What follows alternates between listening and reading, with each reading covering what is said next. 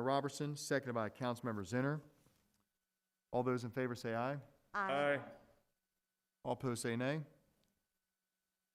Budget Amendment 2021-12 is approved by council, 6-0 in the affirmative. Councilmember Robertson, would you like to read the transfer numbers into the record, sir? No, but I will. Okay. From account number 01-0001-49-00, fund transfers, critical area, $46,700 in the 2 column. Account number 01-1251-7084, critical area remediation, $46,700. Thank you very much, Councilmember Robertson. Mr. DeHorty, is everything straight? Yes, sir. Thank you very much, sir. Okay, excellent.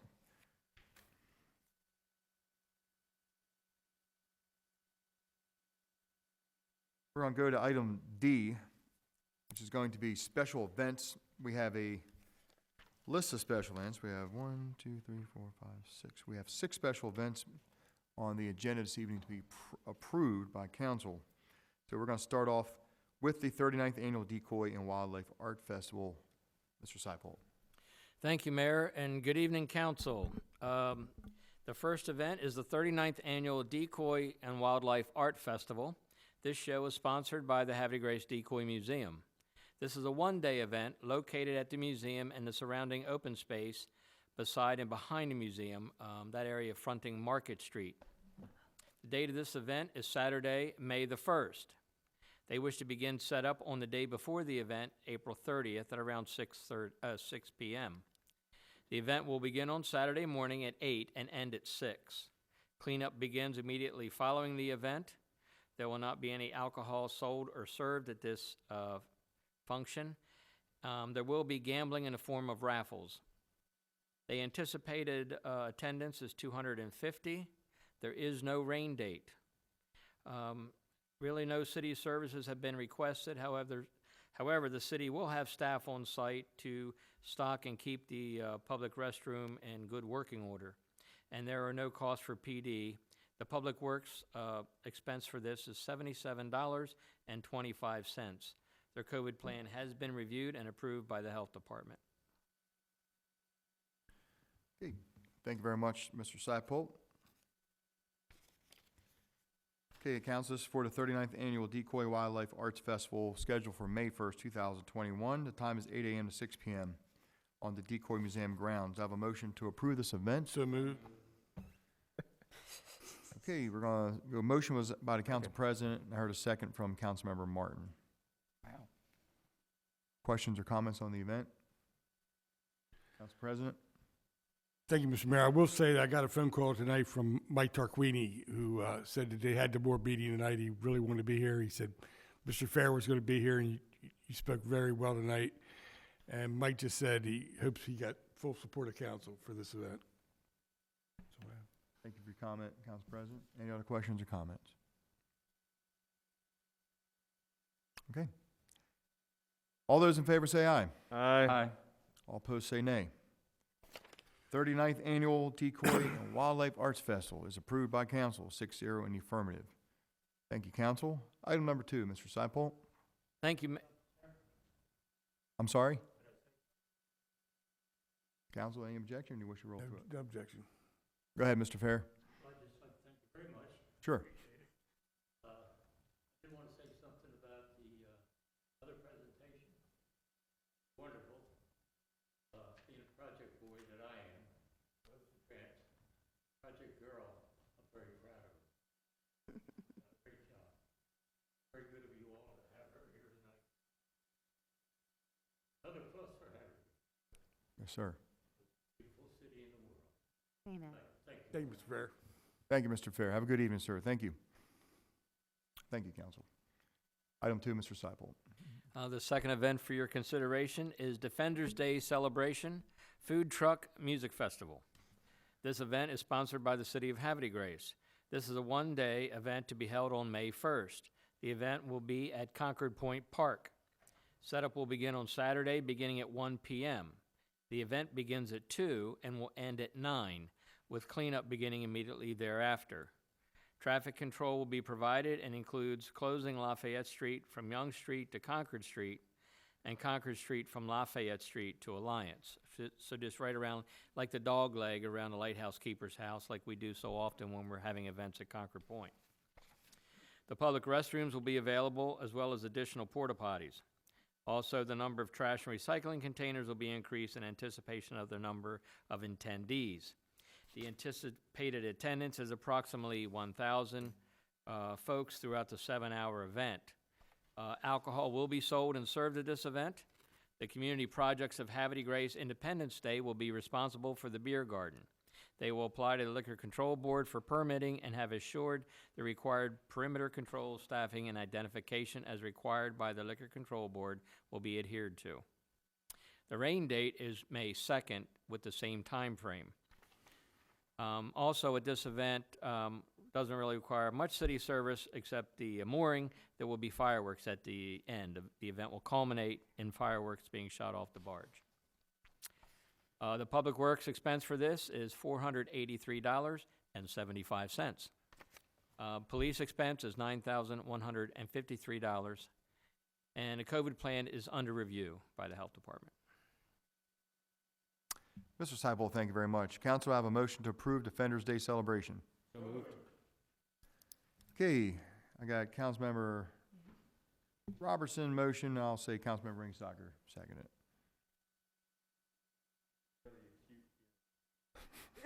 I just flip a coin sometimes and roll with it. Questions or comments about the event, Council?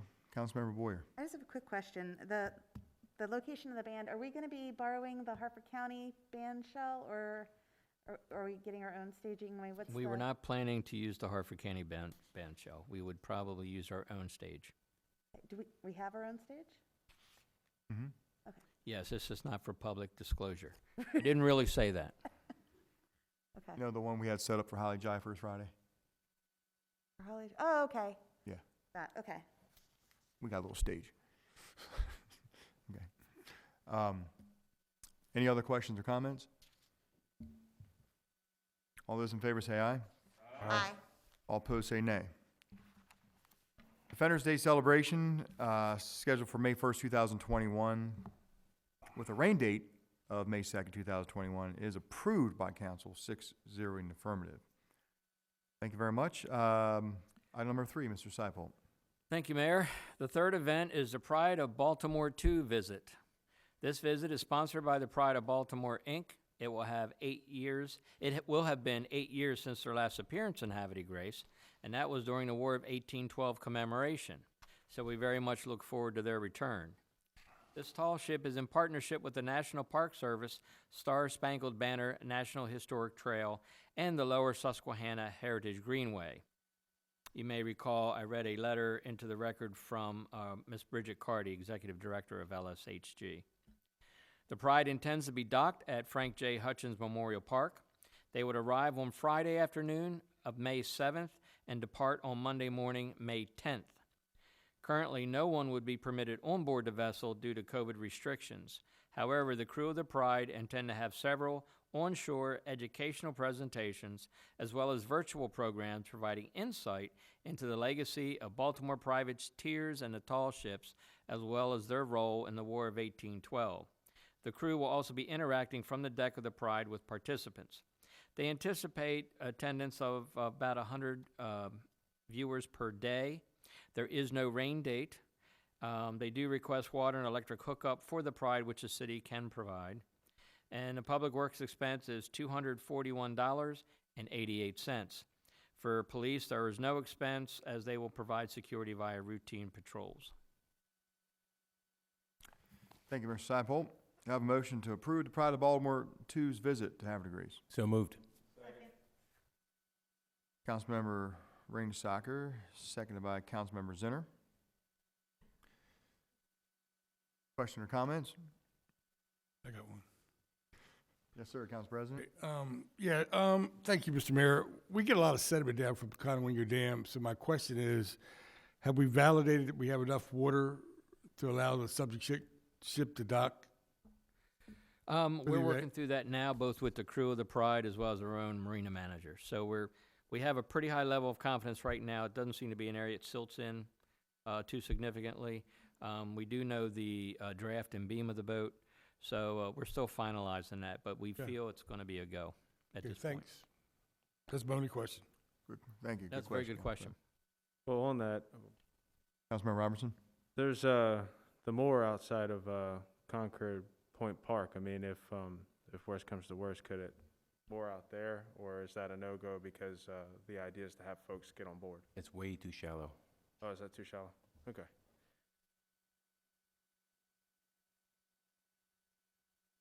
They would need water and electric for their boat to keep it, so there's no power, there's no utilities out at the mooring. Any other questions or comments? All those in favor say aye. Aye. All opposed say nay. Pride of Baltimore 2, visiting Havre de Grace, May 7th, 9th, 2021 at Hutchins Park. Their arrival is approved by the legislative branch. Very good, excellent. Thank you, council. Item 4, Mr. Seipel. Thank you, Mayor. The next event is the Garden Mart at the Maritime Museum. This event is sponsored by the Havre de Grace Maritime Museum, Inc.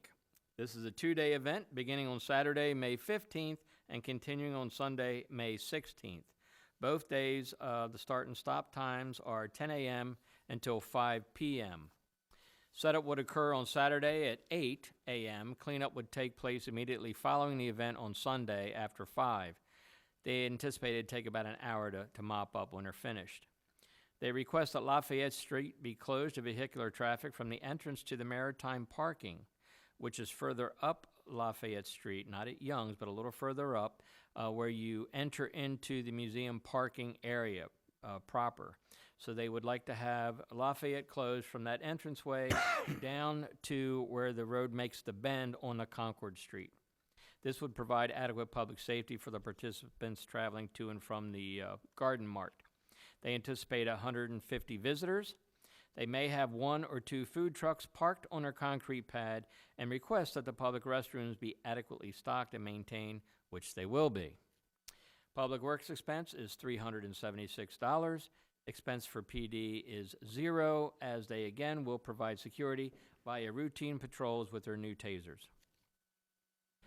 Their COVID plan has been submitted and is under review. Fair enough. Thank you very much, Mr. Seipel. Council, will have a motion to approve the Garden Mart. Second. I have a motion by Councilmember Robertson, seconded by Councilmember Ringsager. Questions or comments on the Garden Mart? All those in favor say aye. Aye. All opposed say nay. Garden Mart, scheduled for May 15th to 16th, 2021, is approved 6-0 in the affirmative. Item number 5, Mr. Seipel. Thank you, Mayor. The 5th event for your consideration, you may have heard Miss Suzanne Chadwick speak to you about it. It's the Jazz and Blues Fest. This event is sponsored by the Havre de Grace Arts Collective. This is a multi-day event occurring in 2 locations around the city. The dates for this are Friday, June 4th and Saturday, June 5th. The locations include a festival stage on Pennington Avenue between Washington Street and Lodge Lane, and a second location will be at Concord Point Park. At the Pennington Street location, they wish to erect a tent that will remain up for both Friday and Saturday. On Friday, during First Fridays, they plan to have 2 45 to 50-minute jazz-free concerts, or free jazz concerts, I guess you would say. On Saturday, they would host 3 or more local artists, as well as ticketed sales for ticketed concerts, which could be held, I guess, at the State and or Concord Point Park. They also request permission to sell beer and wine on Saturday only at the Pennington Street location. Yes, I'm sorry. This was regarding the Concord or the Pennington Street location. At Concord Point Park, it's the headliner stage. So on Friday at 8 p.m., they would have a concert, and then on Saturday, there would be 3 ticketed concerts. On both days, the performances will end by 9:45, and that would be in keeping with our noise ordinance.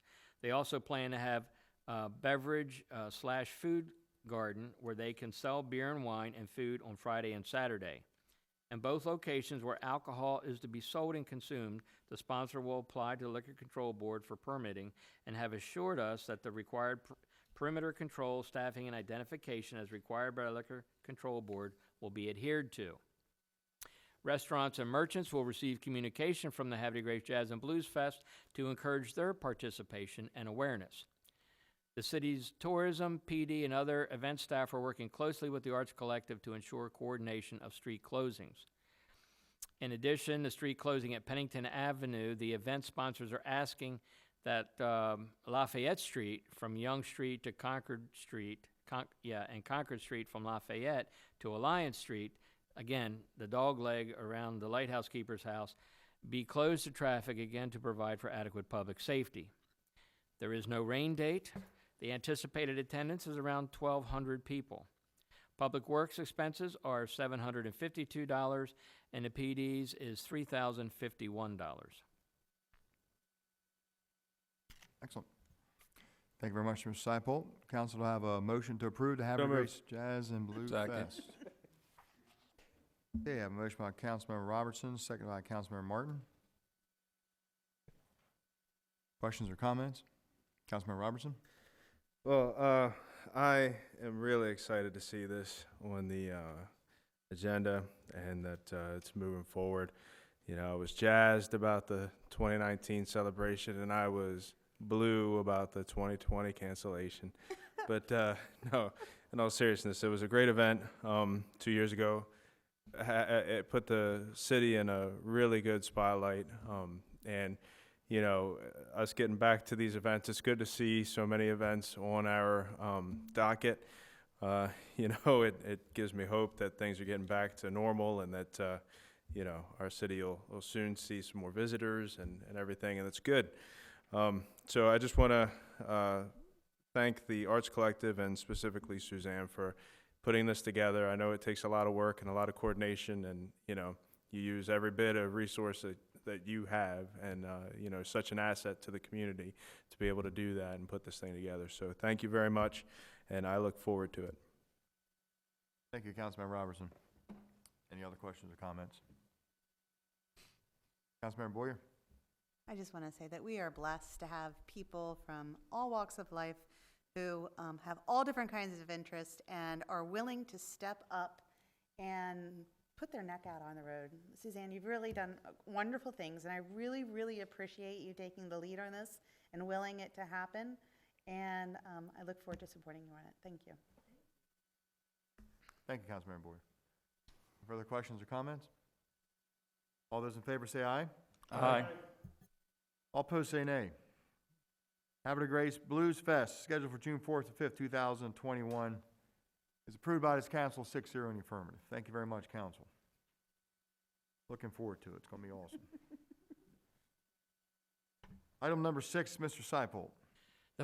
Thank you, Mayor. The final event for your consideration is the National Diabetes Initiative Community Health Walk. This event is sponsored by the Al Nas Temple 255. They have assimilated with the Jesse Shanks Prince Hall Lodge. They are the local Prince Hall Shriner Masonic organization that supports the community through volunteer work, donations, and other social action activities. This event would occur on Saturday, June 5th from 8 a.m. until 11:30 a.m., beginning at the Millard E. Tidings Memorial Park. They wish to set up a table or two to register attendees at the park beginning at 7 a.m. The walk would begin at 8 and end at 11:30 back at the park. There is a rain date of June 12th for this event. The organizers have requested permission to place arrow signs to show the direction of travel, as well as statements reminding participants to walk on the sidewalks and within the crosswalks. So as mentioned, this is a walk, and the course would originate from the park, proceed down Commerce Street onto Market Street, then on the Congress Avenue, making a left on the Union Avenue, returning to Tidings Park, completing the loop. The Public Works expenses for this are $83.50, and the police is 0. The anticipated attendance is 50. Council, to have a motion to approve the National Diabetes Initiative. So moved. Second. Council President, seconded by Councilmember Boyer. Questions or comments? All those in favor say aye. Aye. All opposed say nay. National Diabetes Initiative Community Health Initiative Walk scheduled for June the 5th, 2021 at Tidings Memorial Park is approved by council 6-0 in the affirmative. Thank you. Thank you very much, Mr. Seipel. That concludes all of our special events, correct? Yes, sir. All right, well done, sir, and thank you very much, council, for your support. We're going to move on to item 16, director's reports, and hey, Mr. Seipel, why don't you start off? Oh, thanks, Mayor. First of all, thanks, council, so much for approving the budget amendments as well as the social events. As you can see, Havre Grace is really jumping these days, and we couldn't do it without your support and indulgence. On Wednesday, March 17th, it's St. Patrick's Day. The Havre Grace Arts Collective invites you to get your Irish on as they present Paddy Green's Shamrock Shore, songs and stories from Ireland, past and present, featuring Feargal King at the Cultural Center of the Opera House. This is a mix of well-known Irish ballads, old and new, set in the context of the colorful history and stories that brought them into being. Showtime is at 8 p.m. To purchase tickets, please visit their website at hdgoperahouse.org. On Saturday, March 20th, the Havre Grace Arts Collective presents the Atomic Light Orchestra, ALO. This performance features six talented musicians doing the work of 13. ALO meticulously performs the music of ELO and the Traveling Wilburys. Let them transport you back in time with the melodies written by Jeff Lynne. This event has been moved to the State Theater of Havre Grace, located at 325 St. John Street, to accommodate the anticipated attendance and in keeping with proper COVID guidelines. Showtime is 8 p.m. For tickets, please visit either the State Theater or Opera House websites, and they are statetheaterofhdg.com or hdgoperahouse.org. On Sunday, March 21st, the Havre Grace Arts Collective presents a living history portrayal, Berta Freeman Welcome, Ride the Welcome Wagon, featuring Janice Curtis Green.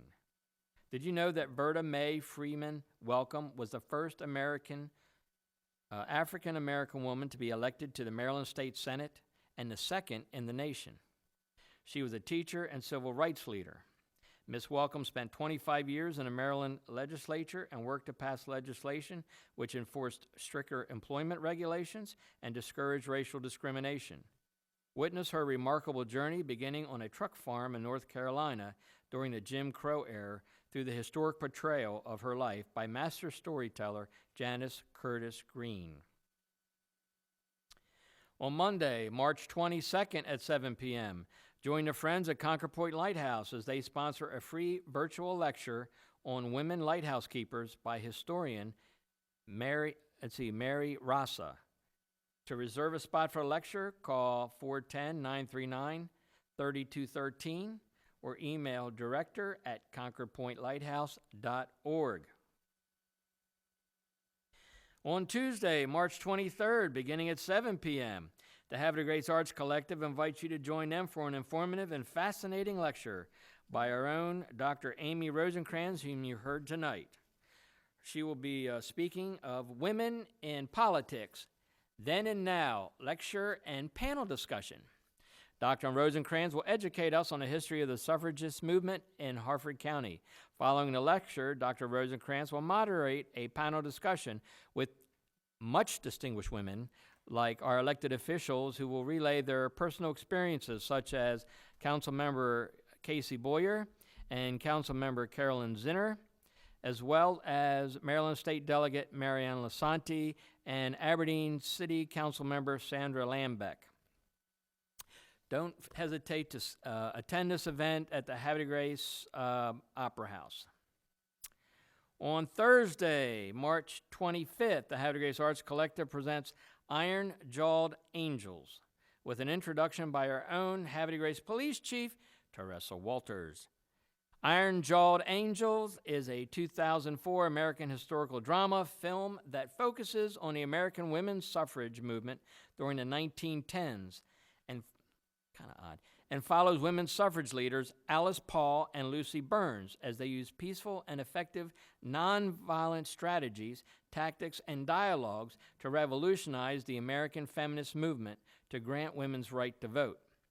The film stars Hilary Swank as suffragist leader Alice Paul, Frances O'Connor as activist Lucy Burns, Julia Armand as Inez Mulholland, and Angelica Houston as Carrie Chapman, Chat. The film received critical acclaim after the film premiered at the 2004 Sundance Film Festival. Showtime is 7 p.m. at the Cultural Center at the Opera House, and the admission is free. On Saturday, I didn't have that one up there. Oh, okay. It's not going anywhere. On Saturday, March 27th, the public is invited to meet at the Cultural Center at the Opera House at 11:45 to march to the dedication celebration in Millard E. Tidings Memorial Park. The parade steps off promptly at noon from the Opera House and ends at the park, where the plaque will be unveiled, marking the spot where suffragists spoke during their march to Washington, D.C. Participants are encouraged to come and dressed as suffragists.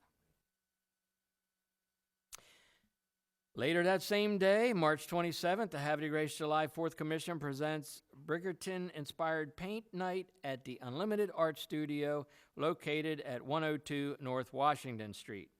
Join your friends, do some painting while supporting the July 4th Commission. Early registration is encouraged, as is also BYOB.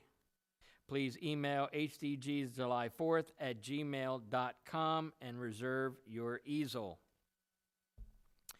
On Saturday, April 3rd, the Havre de Grace Recreation Committee will hold its annual Easter egg hunt at the Concord Point Lighthouse in Havre de Grace.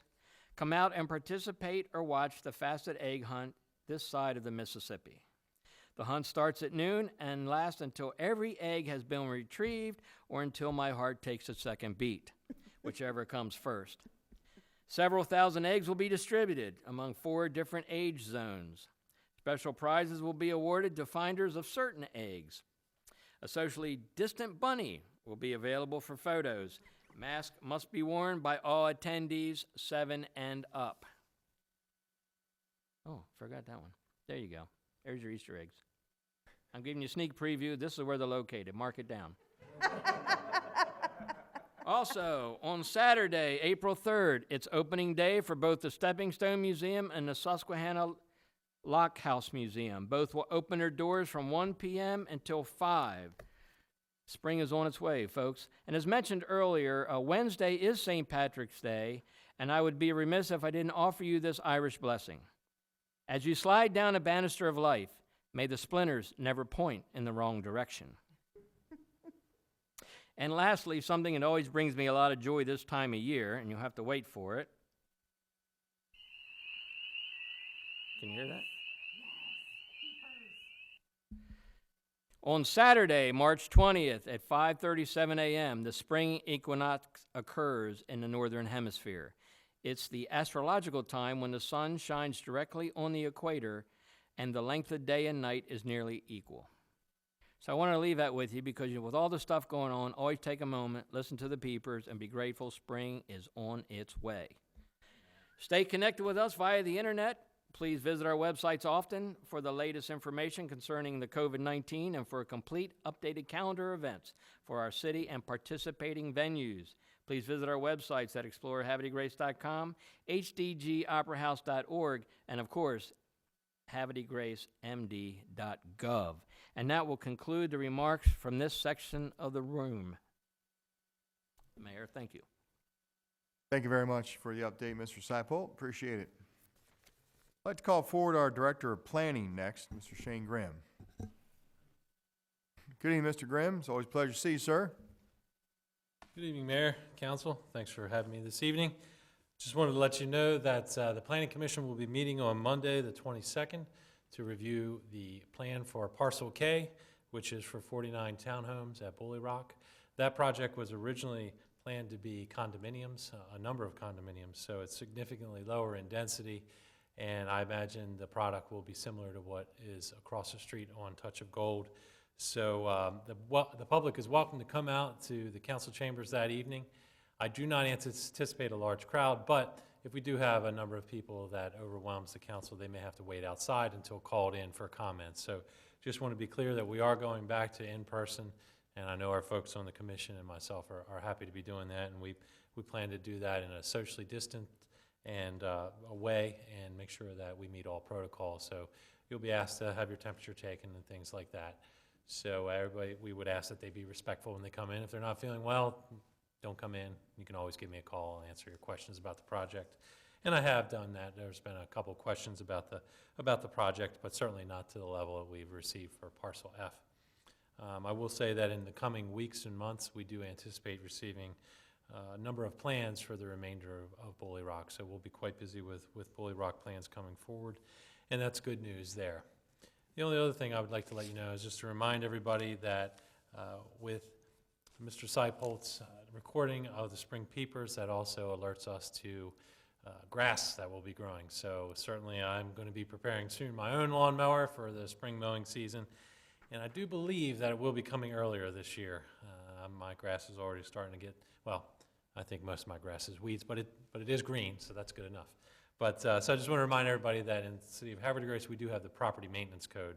So everybody should be aware that they need to keep their grass mowed. And of course, spring is a good time to get out there and make any fixes to your property and just tidy it up. And I just want to thank our code enforcement officer, Earl Swigert. He's out there every day trying to make sure that the city looks good, and I believe it does. Wintertime kind of always exposes everything, and I can't say enough about the good work that he's done, and our citizens as well, to really up their game and make sure that things are looking good. But there's always room for progress, and I hope that our citizens take that into consideration in the spring.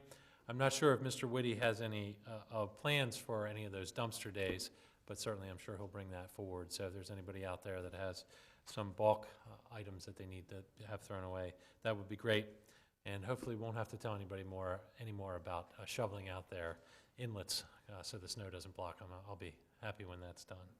So spring is a very welcome thing around here, and it's certainly welcome to me. I've got spring fever big time, but thank you all for your support of what the Department of Planning is doing, and I'll talk to you again soon.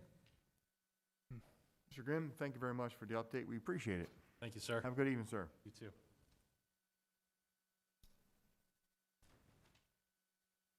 I'd like to call forward Ms. Erica Quisenberry-Sturgill, our Director of Economic Development for City of Havre de Grace. Good evening. Welcome. Good evening. I want to thank you for the showing you did for the suffrage marker. That was wonderful. And Dr. Rosencrantz, she's been a joy to work with, and it was just greatly appreciated. So I want to bring up two topics tonight. I know we're going a little late, but one I think is incredibly important for the public to hear and for each member of council and mayor. The state of Maryland is currently conducting a speed survey so that legislators and decision makers can get a better handle on what everyday Marylanders are faced with regarding high-speed internet. The state launched the speed survey website, and residents are now encouraged to visit it at maryland.speedsurvey.org. And what you need to do, especially if you're watching at home, is log into that site and allow your computer to communicate with the state on what your connectivity is at your home, at your place of business, through your mobile device, so that there's a better understanding of what the service is here in Havre de Grace, so that we can get in queue for broadband connectivity and higher speed. This is a first step, it's an initial step, it's a baby step, but it's a critical step for our city. It's something I hear about from a lot of our businesses and a lot of our residents, and I know all of you do too. So it's one step that gets us some positivity to making some changes. According to Kenrick Gordon tonight, he's the director of the Governor's Office of Rural Broadband. The data obtained from the survey will help the department understand Maryland needs, as well as verify to the Federal Communications Commission the data on planning efforts to drive federal dollars for state connectivity and high-speed internet in underserved communities. And then lastly, just very quickly, the American Rescue Plan Act was signed into law on March 11. There's a number of details with that, but one of the things that is particularly interesting for some of our businesses will be the Shuttered Venue Operators Grant Program. That is a particular grant program for businesses that weren't able to open with public showings of movies, concerts, things such as that effect. We don't have all of the guidelines on it yet, but this is another one that'll be administered through the Small Business Administration as well as the SBDC. I'm attending numerous webinars every day on each one of these programs and all their various acronyms so that we can have as much up-to-date information and the hyperlinks to each of these programs as soon as they become available, so we can help people get ready for them and to download that information and get started on the application process. Excellent. Any questions for us? Wisberry? Yes, ma'am. Councilmember Do you Boyd. plan to use the city website or Facebook site, social media to promote the Yes, I talked presentation? to Adam with it, but we wanted to bring it to council first and then launch it tomorrow. Thank you. Certainly. Thank you, Erica. Have a great evening. Thank you.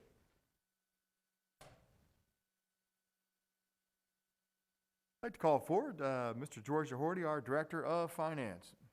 Good evening, sir.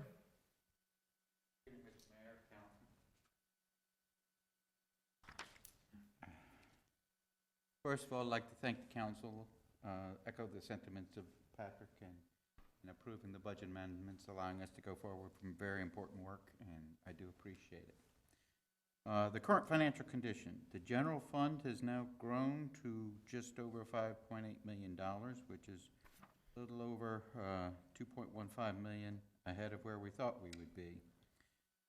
We started the year $1.25 million ahead of schedule, over what we thought, and to that we've added $880,000 worth of savings in salaries and benefits and health care. Income tax receipts have started to rebound. We're now projecting we're running about $200,000 behind where we'd hoped to be, which was a healthy increase from last year. We're within $5,000 of where we were a year ago at the same time, but we thought we'd have growth that obviously the pandemic has not allowed to happen. Our real property tax billings are $120,000 over what we estimated they would be. And the highway user fee, again, continues to be about $60,000 less than what we budgeted based on estimates from State Highway. The water sewer fund has grown to just over $700,000, which is just shy of $400,000 increase for the year. Our operating profit was $2 million. To that, we added another $2.05 million in capital fees. And in capital projects and debt service payments, we've paid just over $3.65 million to come up with the growth for the year. The marina has grown by just almost $270,000 to just under $1.1 million for the year, and that's running about $50,000 ahead of where we were a year ago at this time. And it's a little combination of better than anticipated ramp fees and slip fees, and part of it is timing due to purchases of gasoline and sales of gasoline. But we're in a very strong position as we start up the boating season. So that is my financial report at the current moment, and I open the floor for any questions. Thank you, George. Any questions for Mr. Doherty? Thank you. George, thank you. Have a great evening. Thanks for the report, sir. Thank you, guys.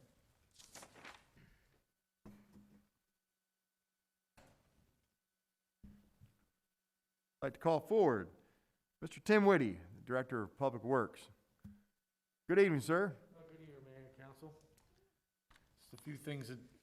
I know one of the big things we've noticed is the Baltimore Gas and Electric Company. The contractor's now working on repairing the streets and putting down the final course of asphalt.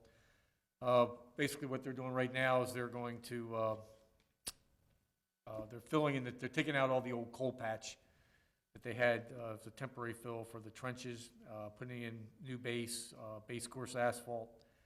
And then once they've completed all those sections through the city, they're going to go ahead and start with the mill. They're going to mill the whole lane off 2 inches and then put down 2 inches of asphalt. As I said before, we've worked out the deal with the contractor where they're gonna do half and we'll do half. A lot of the work that they did this year, they crossed the street for the full length, and in those cases, they're paving both sides of the road. You've also noticed too, is they're doing a lot of curb work. As I said, it's been really nice working with BG&E, and they've allowed us to be able to do some other things with replacing curb and sidewalk along areas that have deteriorated. So while we're fixing the pavement, we're also doing the curb. We're also starting the alleyway, the alley that has no name behind 626, 625 Fountain Street. It's between Fountain Street and then the Evonics property. And it's an old stone, it's really in bad shape, and so we're gonna go ahead and regrade it, take out the stone, and I guess we just like took things down there, we put whatever different size stone we put in there, and if we had like leftover asphalt, we put it in there.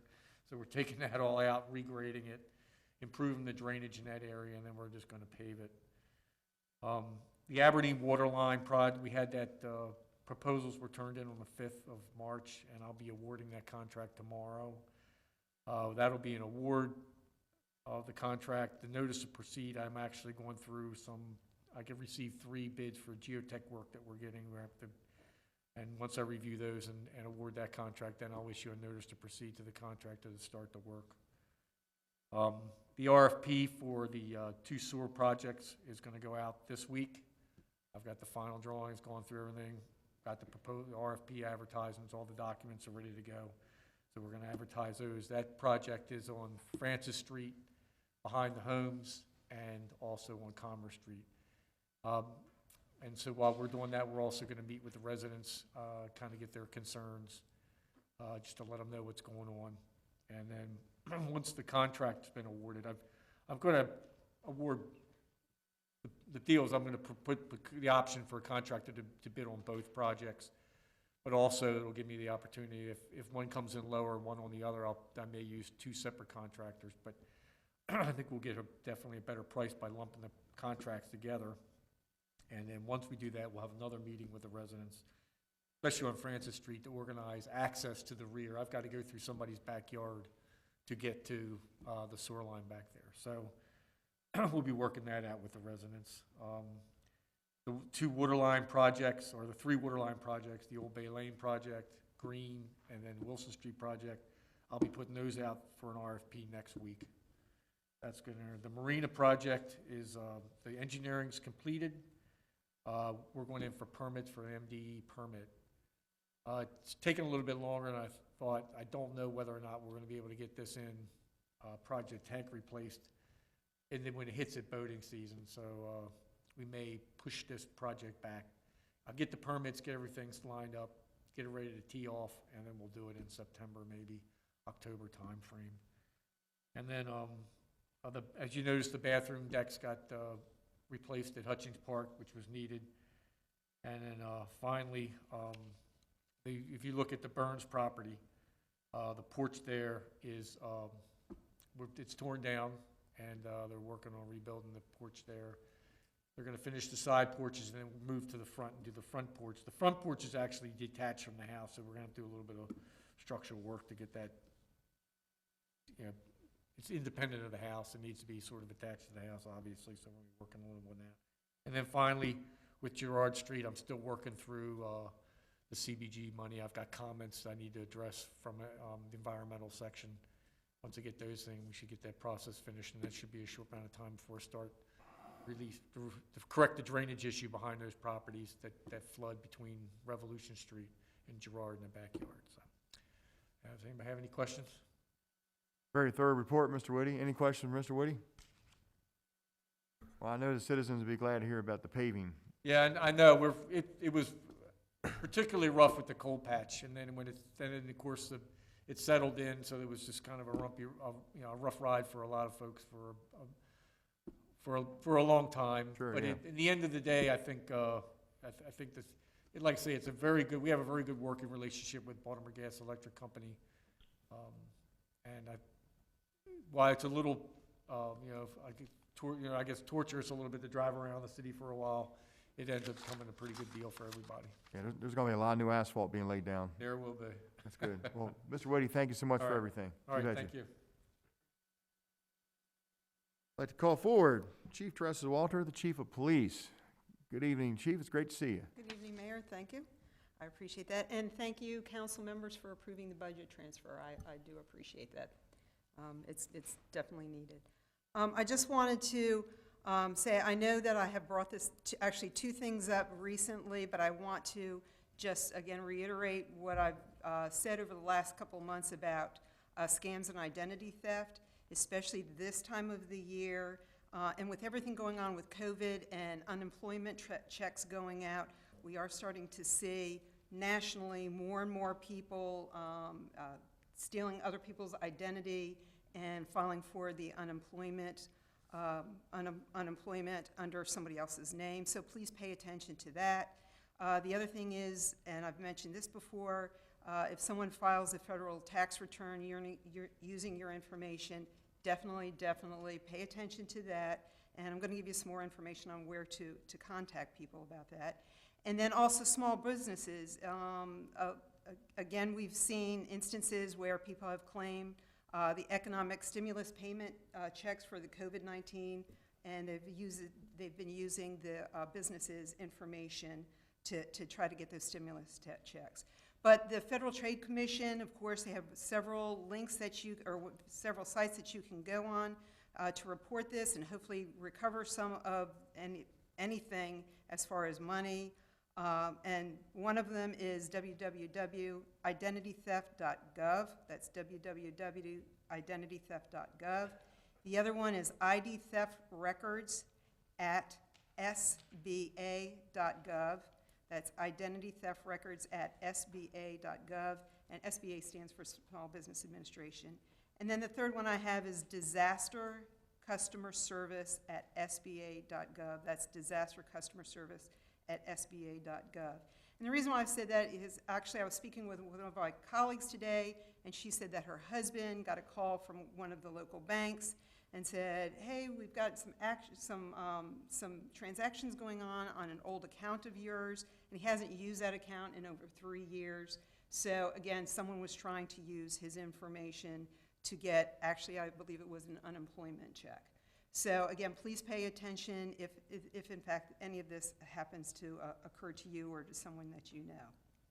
If you go on those sites, it actually will give you the different forms that you need, and they'll walk you through the process. So that's for the reporting, so that's very, very important. The other thing I know I've talked a lot about recently is thefts from automobiles. Again, I want to reiterate that the weather's starting to get warmer. People are now starting to leave their windows down a little bit or not lock their vehicles. Please, again, I can't reiterate it enough. I need you to go ahead and make sure that you secure your vehicles, make sure it's locked up, but also just remove anything of value that you have that are visible.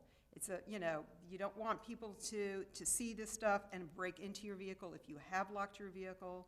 So again, remove any kind of tablets or sporting equipment, purses, anything like that. At least keep it out of view if at all possible. And I'm also talking about not just your personal vehicle, but if you have a company car or truck, please make sure that you also do that as well. Unfortunately, we had a vehicle that was broken into recently, and a substantial amount of tools was stolen out of it. So again, I just want to reiterate, please pay attention to this. Finally, last but not least, St. Patrick's Day is this week, and I know some people have celebrated St. Patrick's Day this past Saturday. They might celebrate it during the middle of the week, and they might celebrate it also at the end of this week. I'm telling you this because, again, if you plan to celebrate the entire week, or if it's just one of those days, make sure that you do have a designated driver, or you've made arrangements with Uber or some other way to drive home. We don't want anybody to have an accident. We don't want anybody getting hurt. We don't want you accidentally hurting anybody else. So please, if you plan to celebrate St. Patrick's Day, do it wisely, do it responsibly, and have somebody at least give you a ride or drop you off, coming or going, however it may be. And that should be it, Mayor. Thanks for the reminder, Chief. No problem. I know I'm a killjoy, but That's my job. Well, we call it St. Patrick's Day Amateur Night, so There you go, there you go. people don't really drink anyone or drive, so hopefully. Thank you, Chief. Okay. I'm going to be brief this evening because I spoke very much last time. So I was a little long-winded at the last council meeting. I was on a roll there talking about Annapolis. But anyway, so I just want to mention a couple things. The Ice Festival, which took place this past weekend, sponsored by the Havre Grace Alliance, I felt was a very successful event. I know a lot of people were able to attend. We knew people would be there. Well, first of all, let me back up. It should have been like maybe January, but because of COVID, we had to bump it up to March. So we had a feeling people would show up, but we were blown away by the attendance. I saw people I knew, friends of mine from all over the county, all over Cecil County. I saw a lot of people from Pennsylvania license plates. One, you can say, hey, it's Havre Grace. Who doesn't want to be here? Two, I think the bigger picture is, I think after a year, I think people want to get outside and get some fresh air. Now, there was a mask mandate at the Ice Festival because when this event was approved several months ago, the Harford County Health Department had to have a COVID action plan, which involved the mask mandate. I think at least more than 90% of the people wear masks. I think people were very respectful, I think people didn't want to mess up a good thing where there's no more events. So people wore masks, and they were just happy to walk, to see people, to talk to people. So that was a good barometer as to the city moving forward with things like First Fridays, which will be May 7th will be our first Friday. It'll continue through October. Defenders Day weekend, and as you can see, we had 6 events on the agenda this weekend. That's the first time we've had that in a long time, a very long time. So we're slowly emerging from the state of COVID that we've been in for the last year. I mean, of course, we're not out of it yet by any stretch of imagination. But there's light at the end of the tunnel. And I feel personally, it's safe to say, there's 4 kinds of people right now in society. I believe there's people who have had COVID. There are people who are currently being vaccinated. There are people who are willing to put a mask on and take the risk as long as they self-distance themselves and be careful. And the 4th people, and there's people that would rather stay home and be careful. But I think the most people right now in society are willing to go outside. So this past weekend was a very good barometer for the city, at least, to see what people's tolerances are for being outside to have an event. And, if you follow the news, every day that goes by is more people being vaccinated. And so the progress is being made. So I just want everyone to know that the city and the city council monitors the COVID numbers very carefully. We also, we respond to public feedback as well. So I want to get back to the Ice Festival and just say thank you to Bambi Johnson and the members of the Havre Grace Alliance and their board for putting together a very well planned and organized event. It was an ice festival in March, so if you got there Saturday, you got to see some great looking ice, and if you got there Sunday, you saw the remnants of what was great looking ice. The city sponsored a sculpture of King Kong climbing the lighthouse, which was like a 5-foot tall, 6-foot tall ice sculpture. It was pretty cool because the whole theme was supposed to be like fairy tales and stuff like that.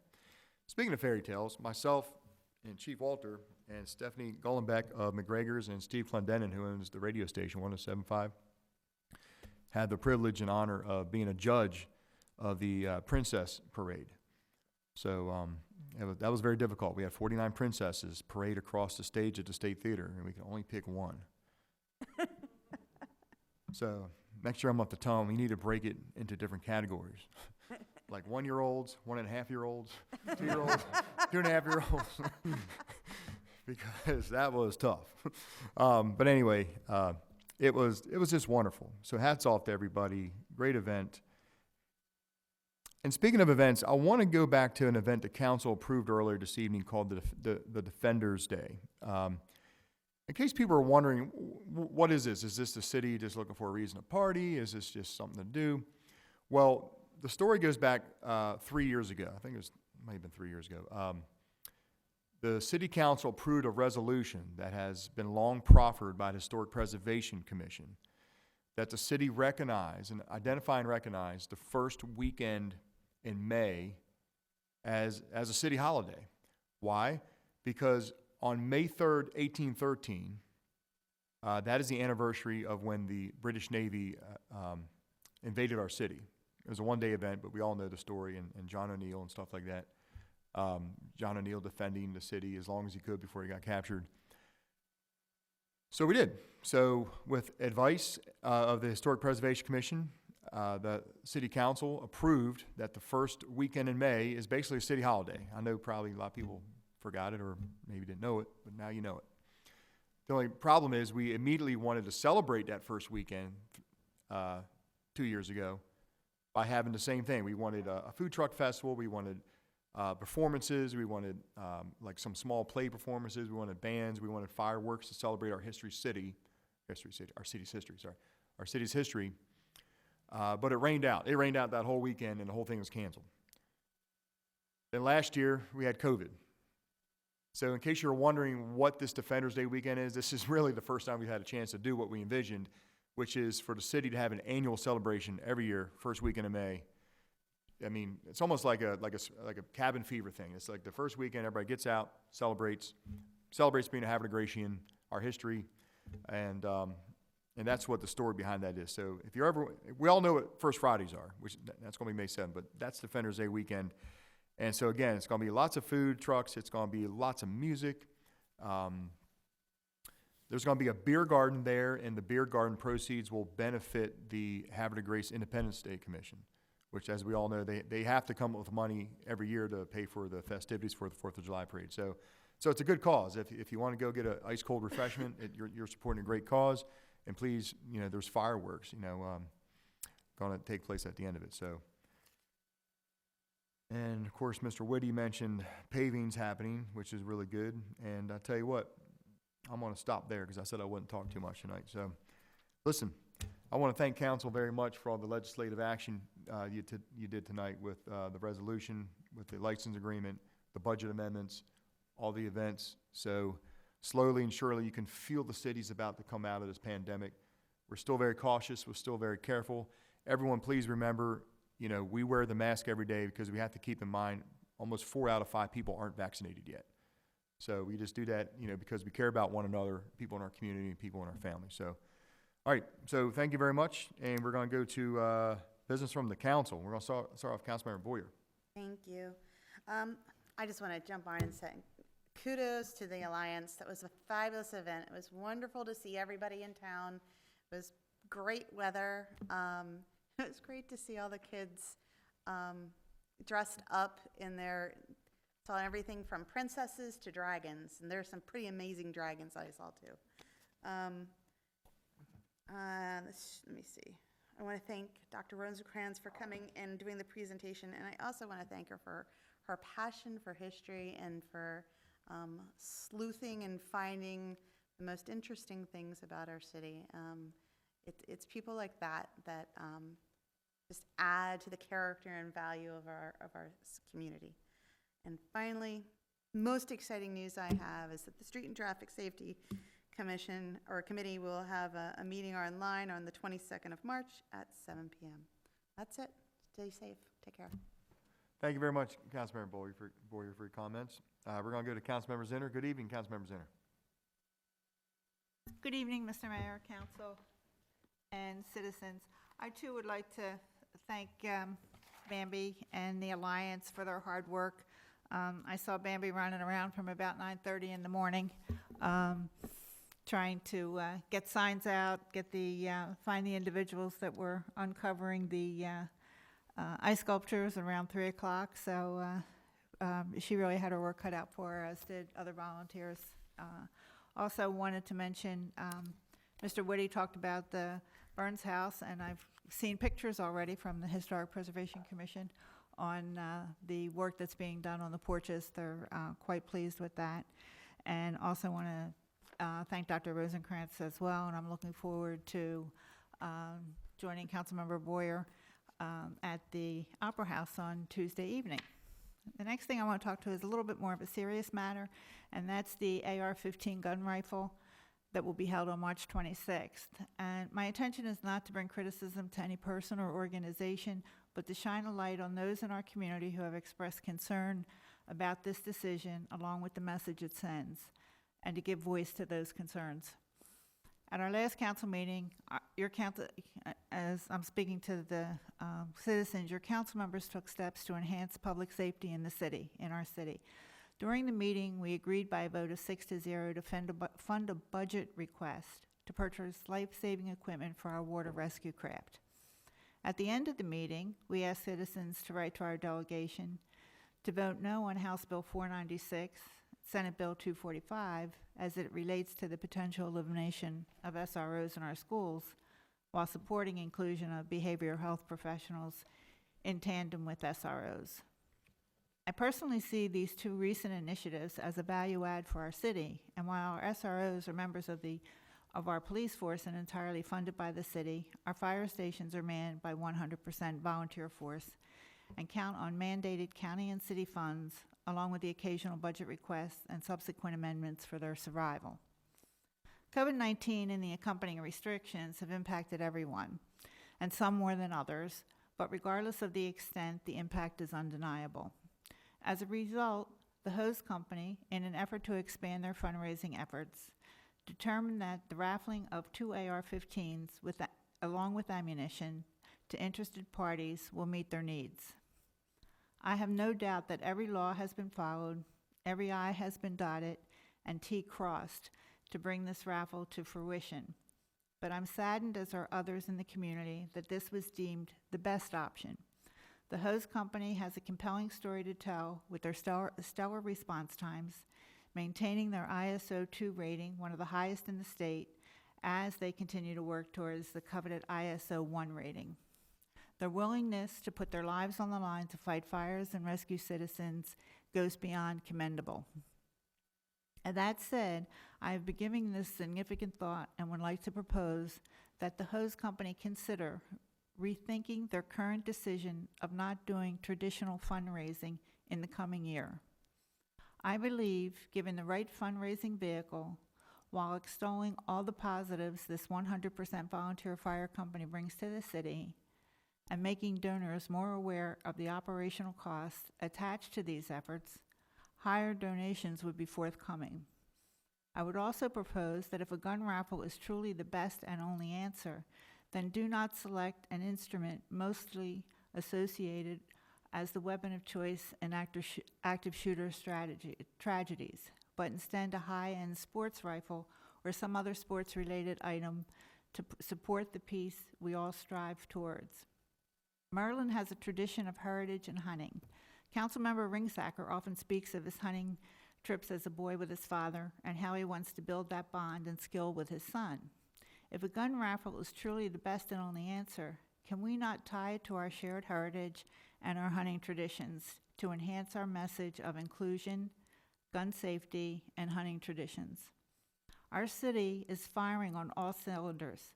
Housing prices are rising, our children are heading back to school, our tax base is expanding, we are getting not only state recognition, but national as well. There are glowing reports regarding the livability of our city for residents of all ages. Give us a chance to step up to your needs without losing a shared treasure of tradition, as we are seemingly on a path to begin a new, less inclusive one. That concludes my remarks. Thank you very much, Councilmember Zinner. Good evening, Councilmember Robertson. Good evening, Mr. Mayor, fellow council members, city staff, ladies and gentlemen here and at home. Wednesday, we have the Economic Development Advisory Board meeting at 4, and that's all I got. Oh, also, I do want to echo the comments about the Havre Grace Alliance. Julie, Bambi, you guys, you've been knocking it out of the park since you've teamed up together, and you know, this is just, it was phenomenal. I got down there a little late because I had drill this weekend with the Army Reserves, but was able to see, you know, what looked like a very happening First Friday. And reading the article that the Sun did, every picture that they showed was of a family from somewhere else, some as far as Vienna, Virginia. So, you know, good job marketing the event. Good job, Havre de Grace residents, maintaining, you know, some semblance of safety. I saw most people wear masks, very few without them. You know, so thank you very much to the community. Thank you very much to the fine folks at the Alliance for getting that together. Oh, and for the businesses for sponsoring those ice sculptures. Those were awesome. They were really cool.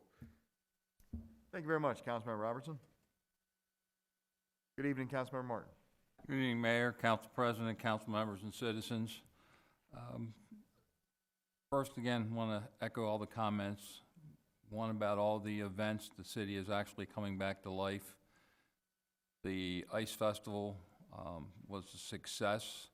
As you said, there were more mask wearers than non, and people were excited to be out. It was a joy to see that. Talk about the American Legion. The American Legion Riders on March 27th are continuing the clothing drop-off at the American Legion Post, Joseph L. Davis Post 47. So please, if you're doing your spring cleaning, usable clothing and dry goods can be brought to the American Legion Post from 10 to 2. There will be baked goods there for sale, soda, water, hot dogs. There is a food pantry there. We had some people show up and drop off food goods for the food pantry. So even if you just stop off and say, hey, here's a donation for the food pantry, it's greatly appreciated.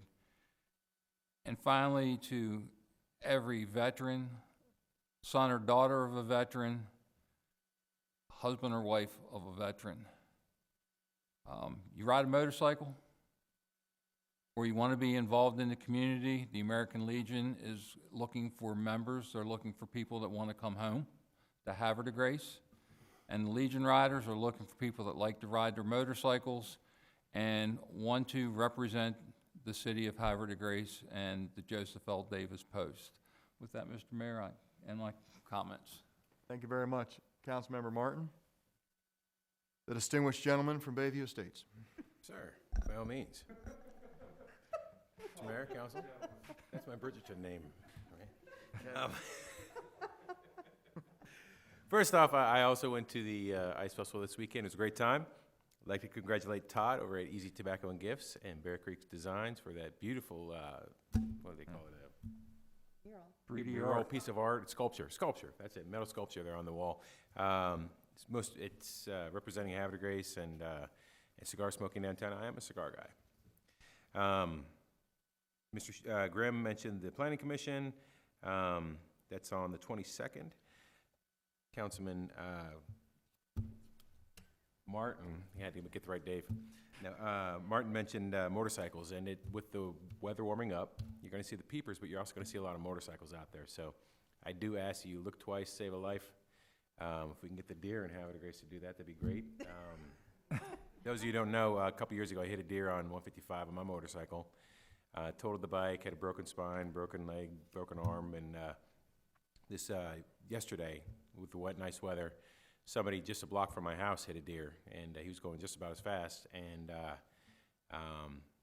probably got 20 or 30 messages on my phone right away, people asking me if I was okay, and that it really meant a lot that people were concerned about me. I don't know if it felt good that they thought, lightning would strike twice. So now on a topic that I don't talk about a lot. I talk about hunting a lot. I don't talk about guns a lot. I'm not a pro-gun guy. I'm a pro-rights guy. And that's why, if I can just refute a little bit and put some stuff in perspective for the esteemed councilwoman, Ms. Zenner, AR-15s suffer from bad PR. That's the issue. Everybody says that they're only use it for killing and only used for for school shootings and everything else. Well, the preferred weapon for school shootings actually is a handgun, far and away, over 90%. When it comes to hunting with an AR-15, Maryland changed their law for Harford County this year where you could shoot with what's called a straight wall cartridge. Because it used to be in Harford County, you could only shoot deer with a shotgun. So the straight wall cartridge, I built an AR-15 this year with the straight wall cartridge, and my son and I took several deer, all legally, on property that we lease. I donated some, kept some, and we used every part of it, but we took every one of those with an AR-15 this year. It is a sporting rifle and is actually classified, it's considered to be the most popular sporting rifle in the country for the past 10 years now, when it surpassed the Ruger 1022 rifle. The AR does not stand for assault rifle. It stands for Armalite rifle because Eugene Stoner, who invented it, he was working for Armalite at the time. Just pull the trigger once, gun goes bang once. It doesn't keep on going, you know, full auto like you see on TV. It's a semi-automatic rifle. And, you know, it's not a military-style rifle. It's not a military rifle. There is no military in the world that uses an AR-15. None. There is no military in this world that uses an AR-15. It is not a military-style rifle. The only difference is it's black and it doesn't have wood. It's no different than my other firearms, except for the one that they're raffling shoots a very small cartridge that isn't even big enough to be considered legal to hunt deer in Maryland in rifle counties like Cecil County or out in western Maryland. Now, when they passed SB 281 back in 2013, the state did, when they came out with some pretty restrictive requirements for firearms, what they're raffling still falls within these very restrictive requirements for firearms. The last time I checked was right about 2013 when you know, this was going through and there's a big push to save AR-15s and what's considered the American sporting rifle. At that time, the last time that rather a long gun was used in an interaction with the police by a perpetrator was a shotgun in 1976. These aren't guns that are used in this vast, you know, epidemic of gun crimes. This is a sporting rifle that they choose to use for fundraising purposes. Like I said, I don't consider myself a gun guy. I consider myself a pro-rights guy. And with a very small L libertarian mindset, it's their right to do this. I support them to try to earn money any way that they see fit, and I support that. If I were on the board, I probably wouldn't have done that because I agree the optics can be damaging. However, I fully support their right to have a legal raffle, to raffle what they want to, a firearm that I would have pleasure in owning myself if I were to win. And I wish them the best of luck. If anybody wants to talk about this, and if anybody wants to go to the range with me, I'll take you. It's not a dangerous, scary thing. This is well controlled. People have their backgrounds checked. Like she said, every I's dotted, every T's crossed. And these guns are actually pretty restrictive in what they can do and what they have under the 2013 SB 281 law. So with that, Mr. Mayor, thank you so much for your time. Thank you very much, Councilmember Ringsacher. We're going to go to comments from the Council President. Good evening, Council President Glenn. Thank you, Mayor and fellow members of the City Council. I got up this morning and I sent an email out to each member of the Havre Alliance thanking them for an awesome event. I mean, to Bambi, to Julie, to the entire Alliance, your tireless dedication truly paid off. I mean, it gets better and better every year, and I can't wait till next year. So again, to the entire Alliance, thanks for all you do. We talked about an Easter egg hunt and that you got to get there early because if you don't, it's over before you know it. Well, the same thing holds to a Susquehanna Hose Company pit beef raffle. I mean, pit beef sale, because we were going this week. I knew they were having it. I knew it was starting at 11. I had to drop my grandson off at wrestling practice, so I did that first. Got there by 20 after 11, and the one thing my wife loves to get from the Susquehanna Hose Company is their pit turkey. Well, guess what? As soon as I got in line, he says, "No pit turkey, we're all out." So I knew I was in trouble. So, if you're going to a Susquehanna Hose Company pit beef sale, whether it's pit beef, pit ham, and pit turkey, and there's one particular kind of meat you want, my advice is get there early. I want to personally thank Officer Dan Petz for testifying on behalf of the city of Havre de Grace against House Bill 1089. And for those that don't know what House Bill 1089 is, it was a bill that proposes the elimination of our school resource officers in our schools. As a former SOO, he was truly the subject matter expert. He was the right guy for us to send. He did an excellent job describing how valuable they are to the school, how valuable they are to our kids. Instead of doing away with the SROs, they should instead establish them as a role model for not only this county, this state, and this nation. What they bring to the school system is unparalleled. You know, it really, if you think about it, they really reflect our police officers in a much different light, a positive light. And these kids are really attracted to them. And the one message is, if you don't know the value of the SRO, just go to First Fridays and watch those kids flock to their school resource officers as soon as they see them. And that's a great thing to sell. And I know Bill had talked about this, that when we put them in every one of our schools, they said it was a knee-jerk reaction. And there was a member that within Hartford County that said it was a knee-jerk reaction. And I invited that member to one of our summer camps that was put on by our SROs. And as soon as he was there and he saw what they did with our kids relative to the safety and what they taught those kids, he said, oh my God, Havre Grace, you got it right. So I want to thank Officer Petz. He did a great job. Hopefully our legislators in Annapolis do the right thing, because if they do away with SROs, it's an opportunity lost. Next, I have the distinct pleasure of serving on the board for the Hartford Community Action Agency.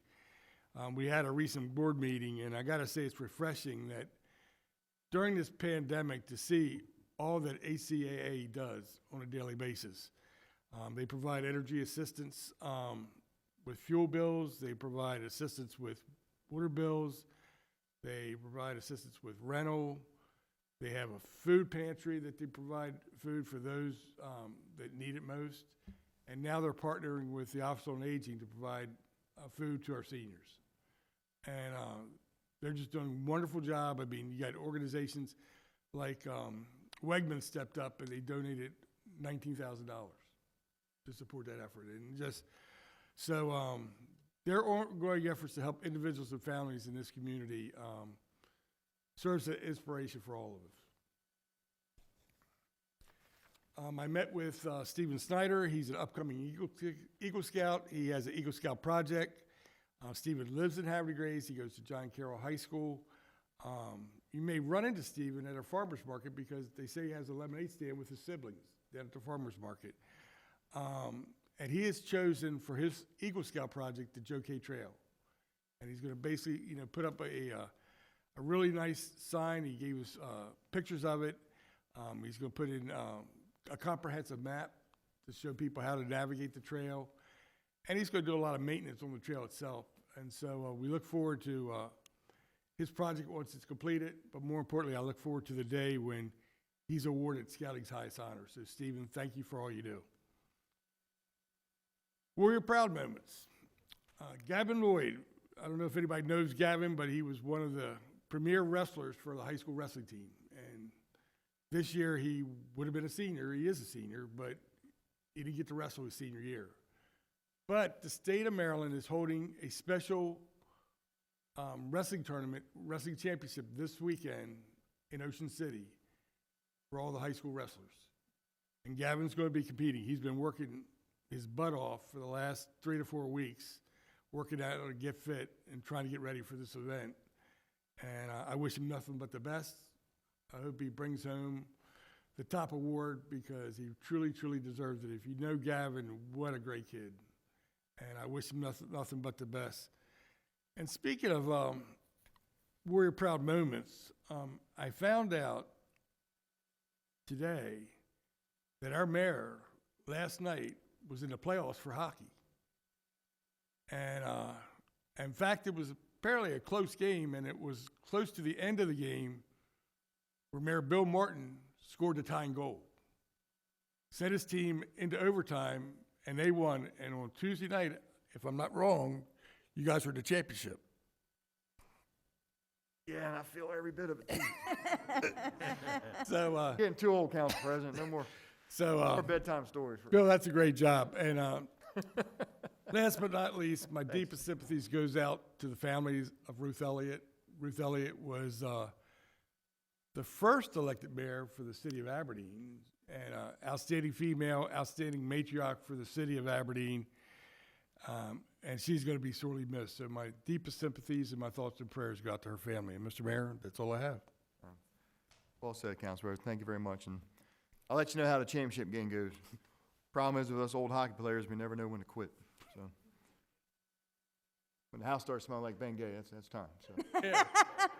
But the old man scored a tie goal. yeah, the old man came through for him. So all right.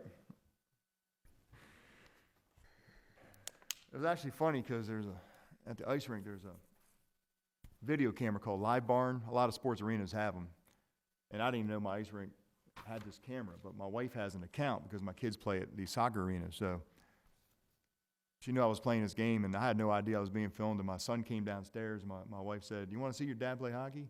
And it was right when I scored the tying goal. So it was like, my kids don't think I can do anything, you know. It's like, there, it's filmed.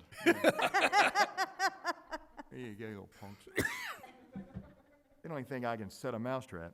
All right. But I can't I, Jimmy? All right. Well, thank you very much, Council President. Now we're going to get to item number 19 this evening is comments from citizens. And this is the part of the meeting, if you wish to speak on anything at city business related that wasn't on the agenda, please raise your hand and be recognized. Sir.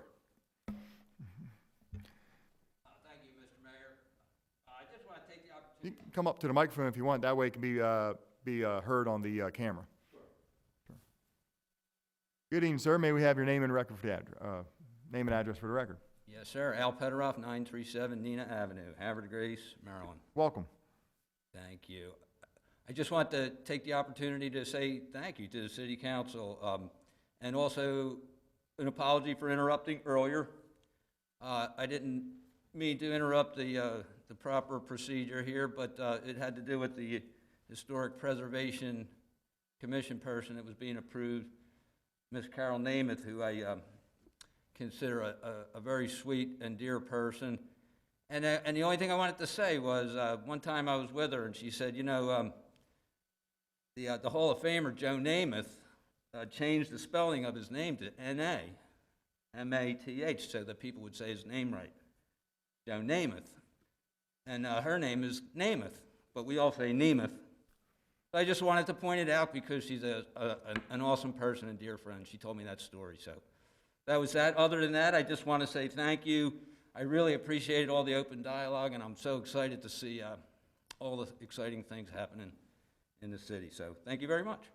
Thank you very much, Mr. Pederoff. We're happy to have you here this evening. This is, we haven't had people here in a long time. So I'm going to be back next month to give you a Cat Club update. please do. We love the Cat Club. Cat Club's awesome. Thank you, sir. Anyone else in the audience wish to speak on any matter of city business? Sir.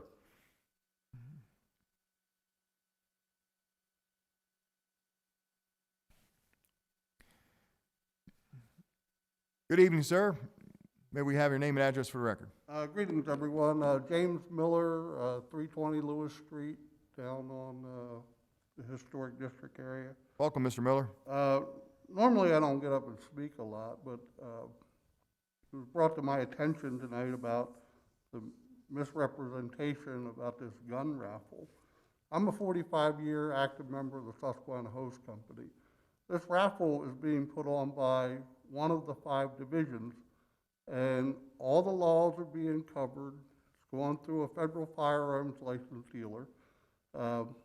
I don't own a gun,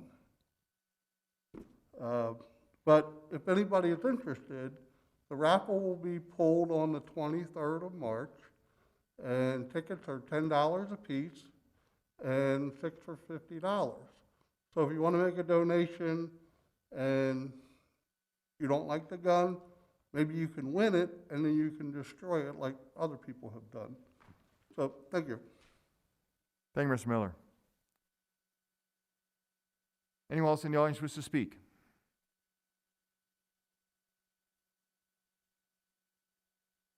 Council, may I have a motion for adjournment? So moved.